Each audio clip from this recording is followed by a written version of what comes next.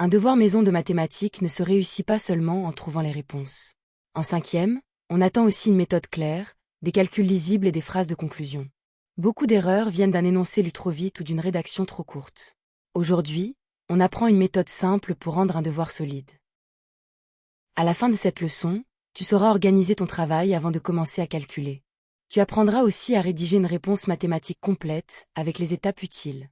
Enfin, tu verras comment vérifier ton devoir pour éviter les erreurs classiques, par exemple une unité oubliée, une fraction mal simplifiée ou une réponse sans phrase. La règle principale est simple.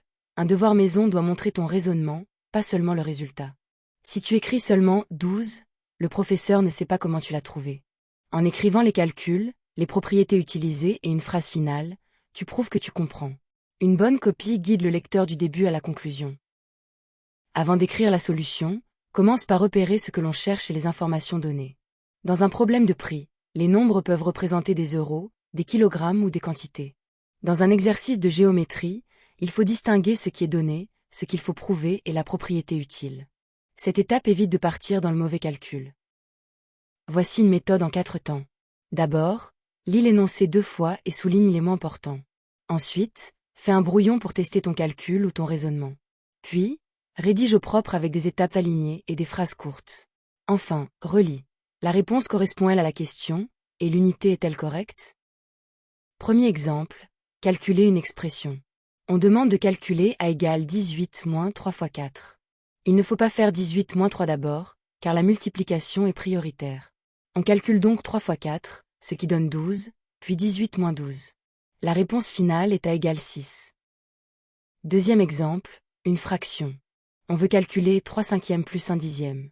Pour additionner, on choisit le même dénominateur. 3 cinquièmes deviennent 6 dixièmes. On obtient donc 6 dixièmes plus 1 dixième, soit 7 dixièmes.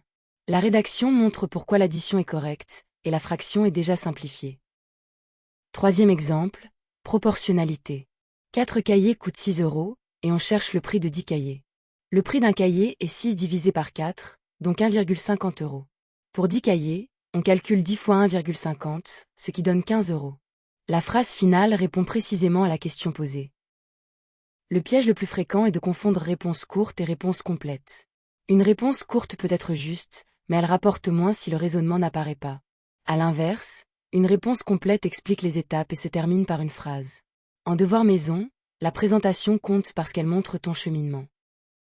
Exercice 1. Calcul B égale 25 moins 2 fois 7, en rédigeant les étapes dans le bon ordre. Attention, il y a une priorité opératoire à respecter avant la soustraction. Écris aussi une phrase de conclusion, même si le calcul paraît court. Mets la vidéo en pause et essaie.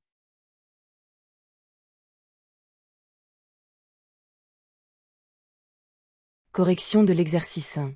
La multiplication est prioritaire, donc on calcule d'abord 2 fois 7, ce qui donne 14. On écrit ensuite B égale 25 moins 14, donc B égale 11. La conclusion correcte est, la valeur de B est 11. On n'écrit pas 23 fois 7, car la soustraction n'est pas prioritaire. Exercice 2. Un paquet de 5 stylos coûte 3 euros.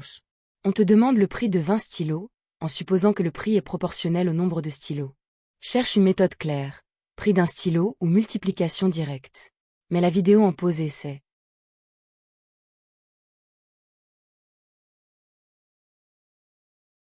Correction de l'exercice 2.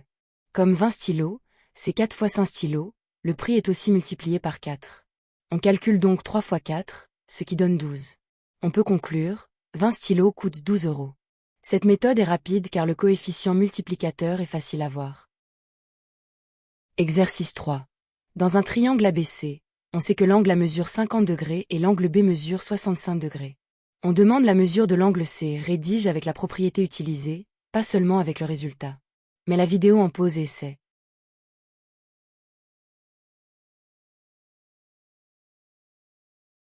Correction de l'exercice 3. Dans un triangle, la somme des mesures des 3 angles est égale à 180 degrés. On calcule donc C égale 180 moins 50 moins 65. Cela donne C égale 65 degrés. La conclusion complète est, l'angle C mesure 65 degrés. La propriété rend la réponse justifiée. À retenir, un devoir maison réussi est clair, complet et vérifié. Commence toujours par comprendre la question, puis cherche au brouillon avant de rédiger. Dans ta copie, écris les calculs dans l'ordre et ajoute les propriétés utiles. Termine chaque exercice par une phrase qui répond exactement à la question posée. Pour t'entraîner avec des exercices du niveau 5e, travaille maintenant sur une vraie fiche. Refais les méthodes, lecture, brouillon, rédaction, vérification. Plus tu t'habitues à expliquer tes étapes, plus tes devoirs maison deviennent faciles à réussir. Télécharge la fiche d'exercice corrigée gratuite sur math-college.fr.